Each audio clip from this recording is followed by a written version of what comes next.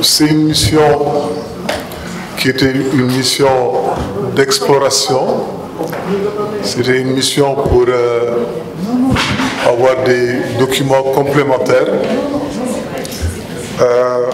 par rapport à un certain nombre de questions que tous les chercheurs, toute la population se posait en rapport avec l'événement de Thiaroye.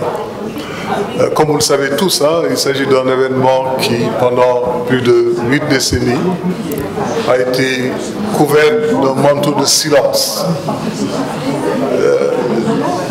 Le manteau de silence a été imposé dès les premiers jours.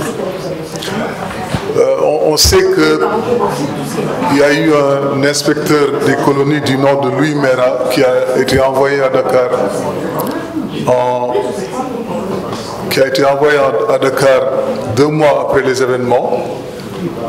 Et lui-même, à la fin de sa mission, dans ses conclusions, il a dit « Voilà un événement très grave, mais qu'il nous faut travailler à faire, disons, à loger dans l'oubli. Il faut donc construire l'oubli autour de cet événement. » Et pendant plus de 8 décennies, c'est cet oubli qui a été organisé.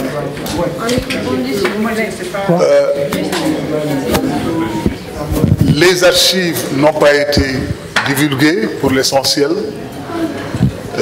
Beaucoup de chercheurs n'avaient pas pu accéder à ces fonds d'archives-là et n'eût été peut-être la pugnacité de certains chercheurs, beaucoup de ces questions seraient restées dans l'ombre.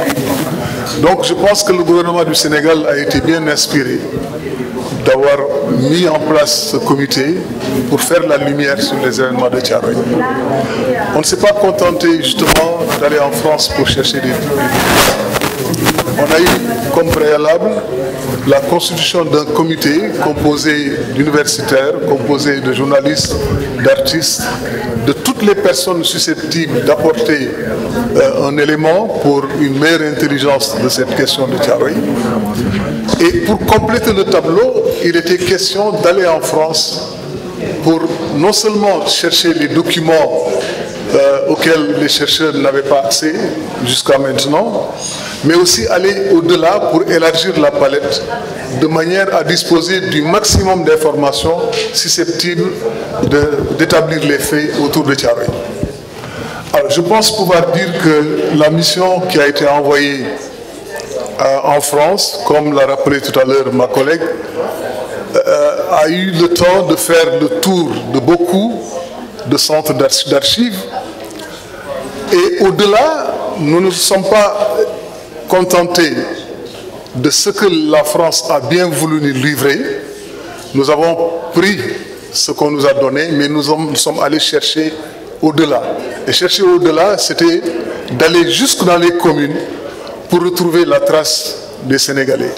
D'aller dans des fonds d'archives qui ne faisaient pas partie du lot qu'on nous avait présenté. Et c'est à ce niveau qu'on a pu quand même collecter des documents, des archives et des informations qui certainement vont nous permettre d'avancer dans la compréhension et l'intelligence de cette question-là. Je pense que la mission a fait une bonne moisson parce que les documents que nous avons ramenés nous permettent de donner des débuts de réponse à des questions que tout le monde se posait et sur lesquelles quand même nous allons faire avancer les choses de manière significative.